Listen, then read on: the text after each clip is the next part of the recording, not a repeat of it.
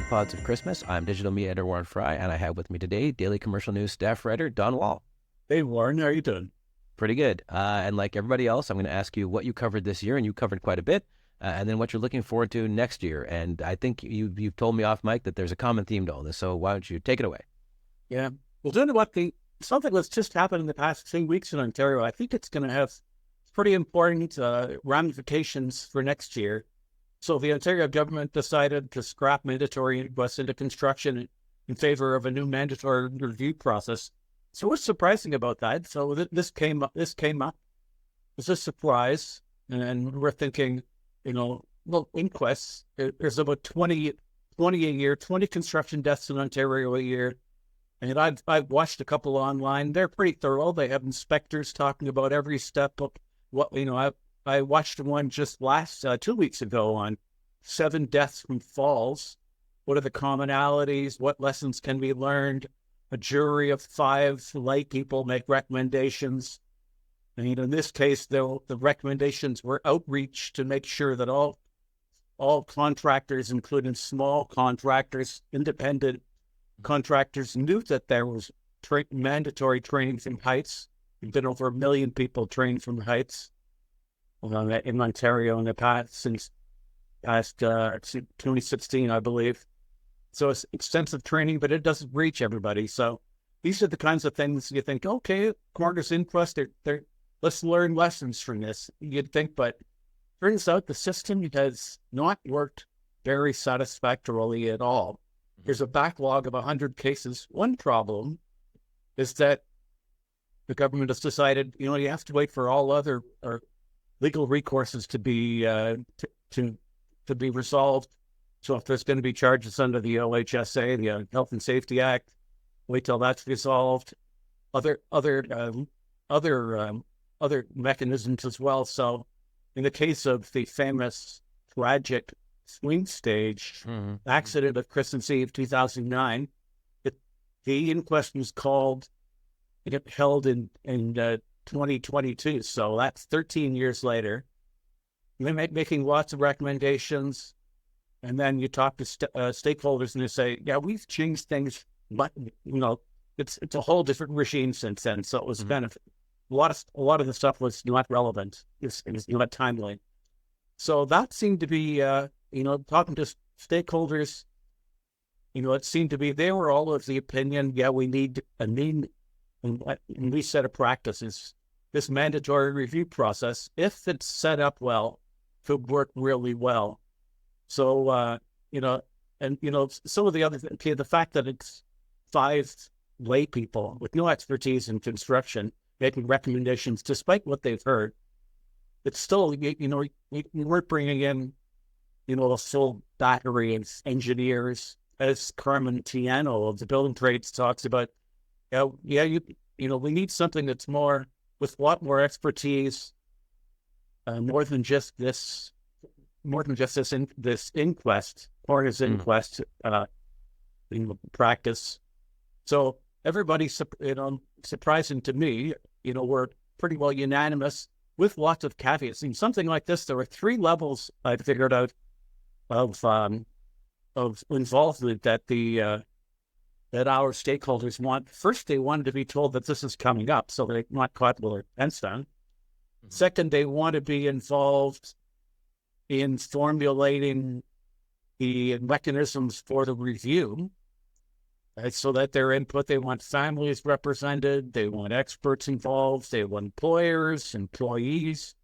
So lots of people to be involved. And then in formulating this, and then for each review, they want to be involved in that as well.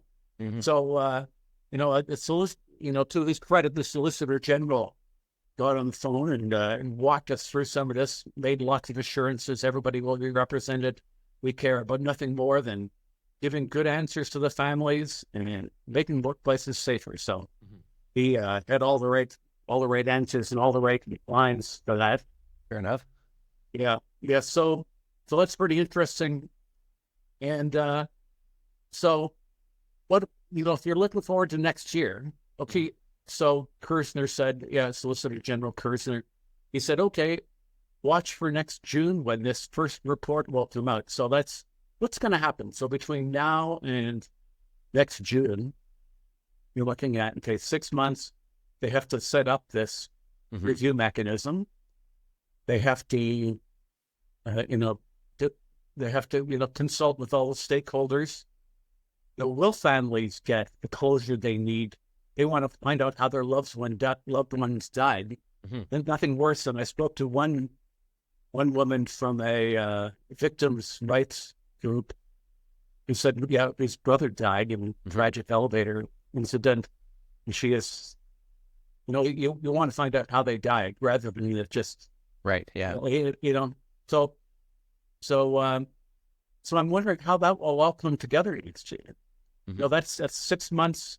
It's a lot of stuff to pull together. Yeah. And government time. That's not much time in government time. Yeah. Yeah. So it'll be interesting to watch that.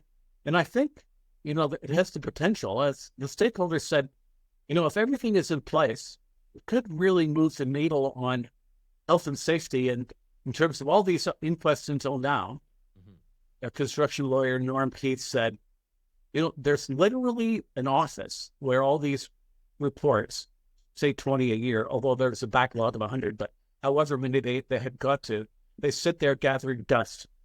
So one, it's the imagery of old-fashioned binders and stuff, but I guess that's, now it's not a bunch of PDFs in somebody's. No, although the effect is the same. Yeah. Yeah. Yeah. So it just makes you think, okay, well, that's not working. They weren't implementing these recommendations. So the stakeholders are saying, well, if something